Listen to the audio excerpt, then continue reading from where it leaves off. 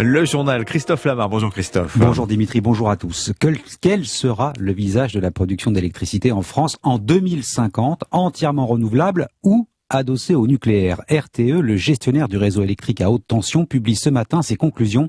Après plus de 2 ans de réflexion, il retient 6 pistes et ce sera au chef de l'État de trancher, Maud Descamps. Oui, 6 options sont sur la table. 3 qui mixent les énergies renouvelables et le nucléaire. 3 autres qui imaginent une production électrique issue à 100% du renouvelable. L'éolien devrait notamment jouer une part importante dans ces mix énergétiques. Aujourd'hui, je vous rappelle que 70% de notre électricité est issue du nucléaire. L'objectif fixé par le gouvernement, c'est de ramener cette part à 50% d'ici 2035 et c'est ensuite qu'il faudra décider quelle place aura le nucléaire en France. Ces 6 scénarios sont donc très attendus car les besoins en électricité vont augmenter dans les prochaines années, notamment avec une forte électrification, que ce soit des usines ou du parc automobile.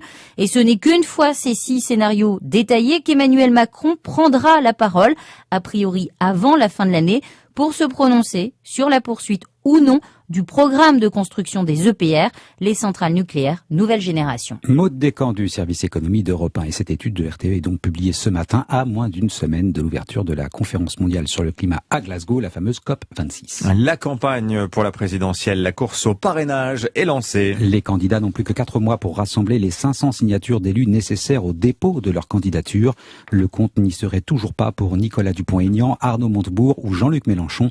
Marine Le Pen aussi serait à la peine. La candidate du Rassemblement national est attendue aujourd'hui à la Budapest et ce n'est pas tout à fait un hasard. On se souvient qu'il y a un mois, Éric Zemmour est passé par Budapest. Il y a même rencontré le Premier ministre hongrois Viktor Orban. Une Marine Le Pen en quête de légitimité internationale est bien décidée à ne pas laisser le champ libre au polémiste Louis Dragnel. Absolument. Tout l'enjeu est à la fois de montrer sa stature internationale, mais aussi sa constance sur les sujets de patriotisme, de souveraineté et de défense de l'Europe des nations. Pas question pour Marine Le Pen de laisser Éric Zemmour, aujourd'hui très haut dans les sondages, continuer de préempter ses thèmes de prédilection. D'autant qu'après une accalmie d'une petite semaine, les pics sont repartis entre Éric Zemmour et la présidente du Rassemblement national, qui s'accusent mutuellement de n'avoir aucune chance de gagner la présidentielle. Ce déplacement intervient quelques jours après sa rencontre avec le président polonais à Bruxelles, à qui les dirigeants de l'Union européenne reprochent de restaurer la primauté du droit polonais sur le droit européen. Si le programme d'aujourd'hui est consacré à des visites privées, demain, Marine Le Pen compte bien mettre en scène sa proximité avec Viktor Orban à l'occasion d'une conférence de presse commune, privilège auquel Éric Zemmour n'a pas eu droit. Louis Dragnel, chef du service politique d'Europe 1.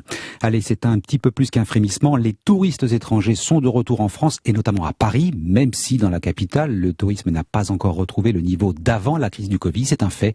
Après un été difficile, les touristes étrangers sont de retour à Paris, Carole Ferry. Et oui, vous entendez à nouveau parler anglais, allemand, espagnol dans les rues des Halles, de Notre-Dame ou sur les Champs-Élysées. Plusieurs événements ont attiré au mois de septembre, la Fashion Week notamment, ou encore l'Arc de Triomphe empaqueté par Christo. Tous les musées parisiens affichent une fréquentation en hausse. Les bars et restaurants des quartiers touristiques retrouvent un peu d'activité et les hôtels le sourire à l'image de Delphine Prigent, gérante d'un hôtel à Saint-Germain-des-Prés. On a cette impression de sortir du tunnel, de revoir Paris vivre. On a vécu quasiment 2 ans à toujours espérer.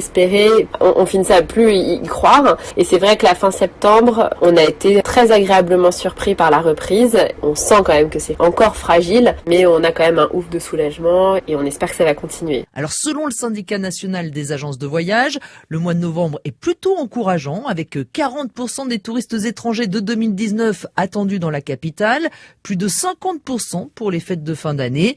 Même les Américains reviennent doucement. C'est beaucoup plus compliqué pour les pays d'Asie qui ont des contraintes sanitaires très strictes à leur retour. Carole Ferry du service économie d'Europe 1. Au Soudan, l'histoire s'accélère. L'on craint aujourd'hui un coup d'État. Les dirigeants du pays ont été arrêtés à leur domicile par des hommes armés. À Khartoum, les manifestants sont descendus dans la rue en signe de protestation. Les informations restent assez parcellaires ce matin puisque le réseau Internet est totalement coupé. On le voit dans le cas du Soudan, auparavant on occupait le siège des télévisions d'État pour s'assurer la maîtrise de l'information. L'enjeu s'est déplacé sur Internet. L'armée française l'a bien compris, Christophe. Gagner la guerre avant qu'elle ne se déclenche, la désinformation est indissociable de toute stratégie militaire. L'armée française se lance dans la cyberguerre de l'information. Objectif, détecter et contrer les attaques contre ses forces et notamment les fake news qui peuvent saper la réputation d'une armée. C'est notamment le cas au Mali où la France est particulièrement ciblée. Jean-Sébastien Soldaini. La France essuie en ce moment une rafale d'infox au Mali. Les réseaux sociaux montrent des soldats assis sur un tas de lingots d'or, d'autres interpellés en possession d'héroïne. Des scénarios montés de toutes pièces avec un point commun. De petits indices laissent supposer que des Russes sont à la manœuvre. Étrange alors qu'un groupe de paramilitaires proches du Kremlin tente de prendre la main à Bamako. C'est précisément le moment choisi par le ministère des Armées pour préciser sa façon de contrer ces attaques.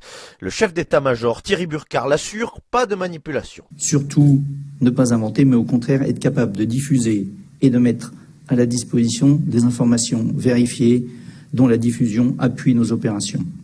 L'influence vise également à prévenir les fake news, en les devançant par la diffusion d'un récit sincère ou à les contrer en rétablissant les faits. La bataille de l'information n'est pas une nouveauté pour les militaires, mais ils doivent aujourd'hui agir de plus en plus vite. La ministre des Armées considère à ce titre que ceux qui maîtrisent l'information sont dotés d'une arme à vitesse hypersonique. Jean-Sébastien Soldaini. Plus d'1 millier de personnes se sont rassemblées hier à Mulhouse pour une marche blanche à la mémoire de Dina. Cette jeune fille de 14 ans s'est suicidée selon sa famille. L'adolescente était victime de harcèlement scolaire en raison de son orientation sexuelle. Le harcèlement toucherait 700 000 élèves sur 12 millions en France. Ce sera évidemment l'un des grands sujets de la conversation que nous aurons à 8h15 avec Jean-Michel Blanquer, le ministre de l'Éducation nationale. Il est l'invité d'Europe 1 jusqu'à 8h45. Allez, les sports, le football, pas de but entre Marseille et Paris hier soir. 0-0 avec des Parisiens réduits à 10 à l'heure de jeu. On aurait pu rêver meilleur spectacle pour clore la 11e journée de Ligue 1, mais un PSG-OM, c'est toujours un match à part, même si l'on a encore déploré des incidents. Jean-François Pérez. Oui, un OM-PSG reste toujours un match particulier. Si l'on veut d'abord retenir le positif, il y a eu le soutien assourdissant des 65 000 supporters marseillais. Cela n'a pas suffi, mais l'un des meilleurs hommes du match, le milieu de l'OM, Matteo Guendouzi, n'est pas prêt d'oublier son premier classique. C'est exceptionnel, j'ai encore les oreilles qui sifflent, donc c'est vous dire, mais il faut jouer à l'OM pour décrire ce genre de sentiment, mais en tout cas je suis très heureux d'être ici avec le meilleur public de France. Un OM valeureux qui, avec un peu plus de précision, aurait pu rafler la mise face à un PSG réduit à 10 en fin de match, mais les stars parisiennes décevantes à l'image de Neymar ont assuré le minimum syndical. L'OM ne s'en plaindra pas trop, le match aurait dû être interrompu à cause de nombreux jets de projectiles, une nouvelle fois hélas. L'arbitre s'est montré indulgent, de même que les joueurs parisiens qui n'en ont pas rajouté. Le club marseillais pourrait malgré tout être sanctionné. Enfin, en dehors du stade, pour finir cette soirée électrique sur une mauvaise note, une quinzaine de personnes ont été interpellées en tentant violemment d'entrer illégalement dans l'enceinte. Un policier a dû être hospitalisé. Jean-François Pérez, chef du service des sports d'Europe 1. Merci Christophe Lamar. Vous revenez pas tout à l'heure parce que Jean-Michel Blanquer, c'est lui qui fera le journal tout à l'heure à 8h30. Et pourquoi pas.